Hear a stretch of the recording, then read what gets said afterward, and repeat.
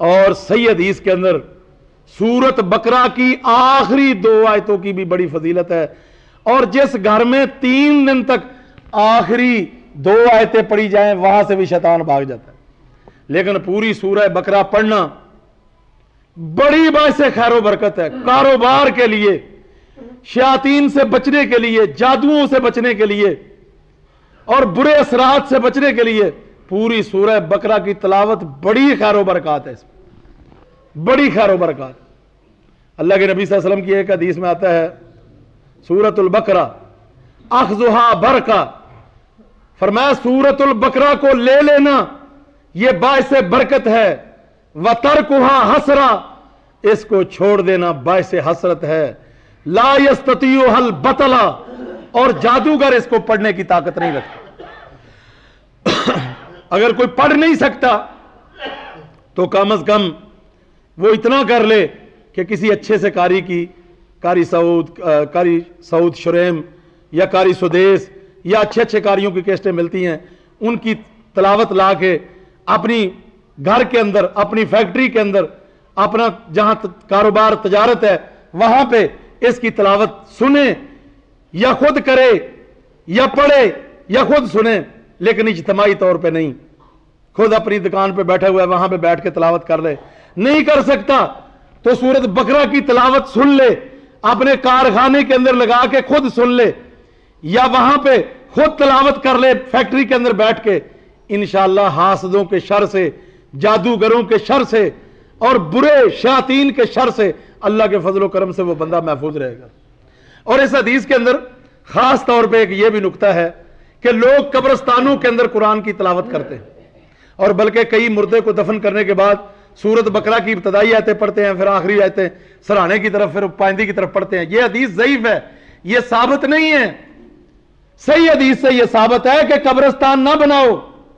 قبرستان کے اندر نہ تو نماز ہو سکتی ہے اور نہ تلاوت ہو سکتی ہے۔ صحیح مسلم کی دوسری حدیث کے اندر ہے، اللہ کے نبی صلی اللہ علیہ وآلہ وسلم نے فرمایا لا تجعلوا بیوتکم مقابر، اپنے گھروں کو قبرستان نہ بناؤ، وصلوا فیہ الصلاۃ فإن افضل صلاۃ المرء فی بیتہ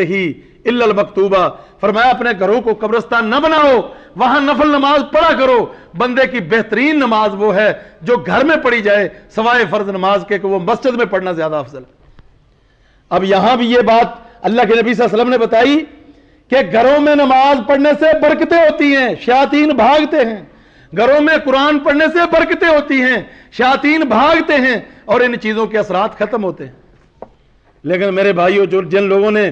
قبرستان میں یہ دندے شروع کر دیے ہیں، سورۃ بقرہ پڑھتے ہیں یا سورۃ الفاتحہ، یہ سورۃ الفاتحہ کا قبرستان میں پڑھنے کا کیا تعلق ہے؟ نماز کے اندر ہمارے نبی کریم صلی اللہ علیہ وسلم نے سورۃ فاتحہ پڑھنے کا حکم دیا، اور تم لوگوں نے کہا کہ جو سورۃ فاتحہ پڑھے اس کے منہ کے اندر آگ پڑے۔ سورۃ فاتحہ پڑھنے سے انکار کر دیا، تمہارے علماؤں نے فاتحہ پڑھنے سے لوگوں کو روک دیا، فاتحہ نہیں پڑھتے، اور جہاں پڑھنی چاہیے وہاں پڑھتے نہیں، اور جہاں نہیں پڑھنی چاہیے اپنی طرف سے پڑھتے ہو۔ چلو جی قبر پہ فاتحہ پڑھو، یہ کس نے کہا ہے قبر کے اوپر فاتحہ پڑھو؟ یہ تو تمہاری اپنی بدعت ہے،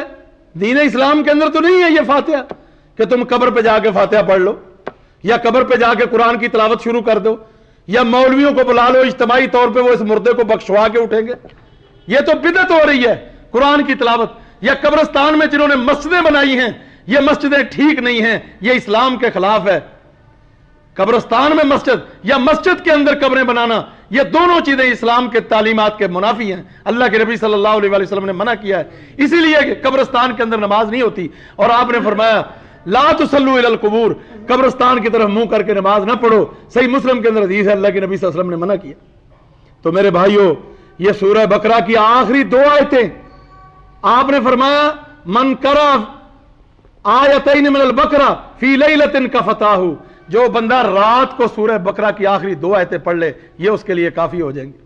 اور آیت الکرسی ہر فرض نماز کے بعد اس کو پڑھیں، یہ بہترین چیز ہے جادو سے شیاطین سے بچنے کے لیے۔ قل اعوذ برب الناس، قل اعوذ برب الفلق، قل هو اللہ، ہر فرض نماز کے بعد ایک دفعہ، صبح اور شام 3 دفعہ، اور رات کو سوتے ہوئے آیت الکرسی اور یہ صورت قل هو اللہ، قل اعوذ برب الفلق، قل اعوذ برب الناس، یہ 3 دفعہ پڑھیں۔ تو میرے بھائیو یہ بہترین چیزیں ہیں جو جادو سے شیاطین کے شر سے محفوظ رکھتی ہیں۔ اللہ تعالیٰ سے دعا ہے کہ اللہ تعالیٰ قرآن و سنت پہ چلنے کی توفیق عطا فرمائے، اللہ تعالیٰ ہماری پریشانیاں دور فرمائے، حاسدین کے شر سے، شیاطین کے شر سے، جادو سے اللہ تعالیٰ محفوظ فرمائے۔ ہمارے ایک نمازی یہاں پہ جمعے کے نمازی تھے، پوسٹ مین، ان کے بھائی فوت ہو گئے، ان کے لیے دعا کریں، اللہ تعالیٰ ان کی مغفرت فرمائے،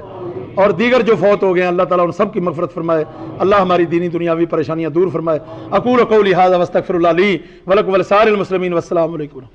ان الحمد لله نحمده ونستعينه ونستغفره ونعوذ بالله من شرور انفسنا ومن سيئات اعمالنا، من يهده الله فلا مضل له ومن يضلل فلا هادي له، واشهد ان لا اله الا الله وحده لا شريك له، واشهد ان محمدا عبده ورسوله، اما بعد فان خير الحديث كتاب الله، وخير الهدي هدي محمد صلى الله عليه وسلم، وشر الامور محدثاتها، وكل محدثة بدعة، وكل بدعة ضلالة، وكل ضلالة في النار۔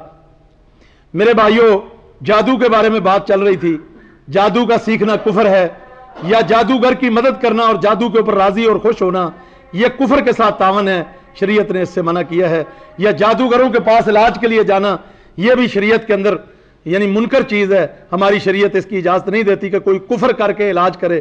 میرے بھائیوں، قرآن و حدیث کی دعائیں، ذکر و اذکار یہ جادو کے علاج کے لیے کافی ہیں۔ قرآن کی ڈیلی تلاوت کی جائے، اپنے گھر کے اندر سورہ بقرہ کی تلاوت کی جائے، یا سورہ بقرہ کی آخری آیتیں روزانہ رات کو پڑھی جائیں، قل اعوذ برب الناس، قل اعوذ برب الفلق، قل هو اللہ، ہر فرض نماز کے بعد صبح شام 3 دفعہ، رات کو سوتے ہوئے آیت الکرسی اور قل اعوذ برب الناس، قل اعوذ برب الفلق اور قل هو اللہ، یہ 3 دفعہ پڑھیں۔ اور اسی طریقے سے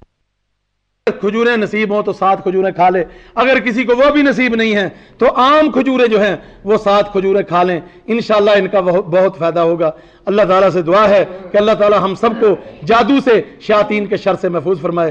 بسم اللہ الذی لا یضر مع اسمہ شیء، یہ بڑا اہم وظیفہ ہے، صبح شام 3 دفعہ پڑھیں۔ اور اسی طریقے سے لا الہ الا اللہ وحدہ لا شریک لہ، یہ جادو کے لیے، شیاطین کے لیے بڑی اہم چیز ہے، اس کا اہتمام کریں، گھروں میں، فیکٹریوں میں سورت بقرہ کا اہتمام کریں، اور جہاں کوئی ایسی چیز ہے، ذکر و اذکار سے بڑھ کے شیاطین کو بھگانے والی کوئی چیز نہیں ہے۔ اللہ تعالی ہم سب کا حامی و ناصر ہو، اللہ ہم سب کی حفاظت فرمائے حاسدین کے شر سے، اور جو لوگ کفر کی ڈگر پہ چل رہے ہیں، کافر ہو چکے ہیں، مرتد ہو چکے ہیں، جادو میں مبتلا ہو کے، اللہ ان کو بھی ہدایت نصیب فرمائے، ان کو واپس اسلام کی طرف پلٹنے کی توفیق نصیب فرمائے۔ اللہم صلی علی محمد وعلی آل محمد کما صلیت علی